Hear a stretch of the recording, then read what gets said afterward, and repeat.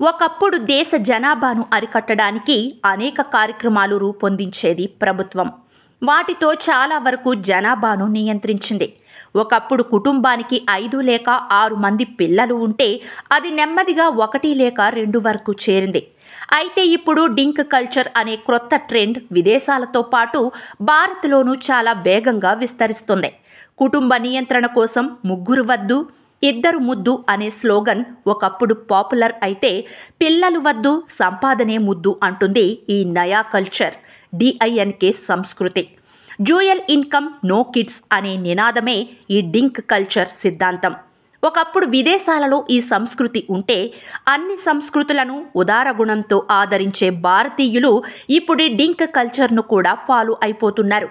ఇప్పటికే చాలామంది సామాన్య జంటలు ఒక్కరు చాలు అని ఫిక్స్ అయిపోతే డిఐఎన్కే కల్చర్లో ఒకరికొకరు తోడు కావాలి కానీ పిల్లలు మాత్రం వద్దు అంటున్నారు.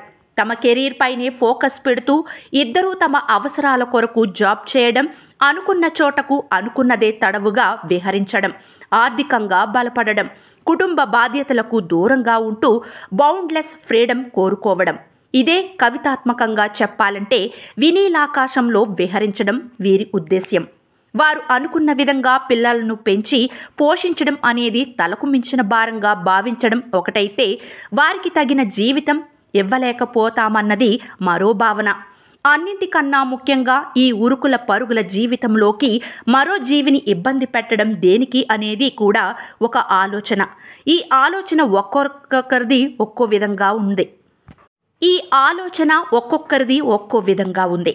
విదేశాలలో ఈ ట్రెండ్ క్రొత్త కాకపోయినప్పటికీ పిల్లలే తమ ఆస్తిగా భావించే భారత్లో కూడా డింక్ కల్చర్ పట్ల ఆసక్తి చూపడం వింతగా ఉన్నప్పటికీ ఇది కాదనలేని నిజం. ఈ ట్రెండ్ పట్ల అందరికంటే ముందుగా కంగారు పడేది ఫెర్టిలిటీ కేంద్రాలు. అసలు పిల్లలే వద్దంటే మా వైపు ఇంకెవరు చూసేదని వారు హైరానా పడుతుంటే, జనాభా నిష్పత్తిలో పిల్లల శాతం పడిపోతే వృద్ధుల శాతం పెరగడంతో పాటు ఆర్థిక పరిణామాలు కూడా వేగంగా మారతాయని ఆర్థిక నిపుణులు భావిస్తున్నారు. వీరు సొసైటీకి దూరంగా తమ ప్రపంచంలో ఉండడం వల్ల పెద్దయ్యాక వారిలో ఒకరు లేకపోయినా మిగిలిన వారు ఒంటరిగా మిగిలిపోతారు. తమకంటూ ఒక కుటుంబం లేకపోవడం అత్యంత బాధాకరం.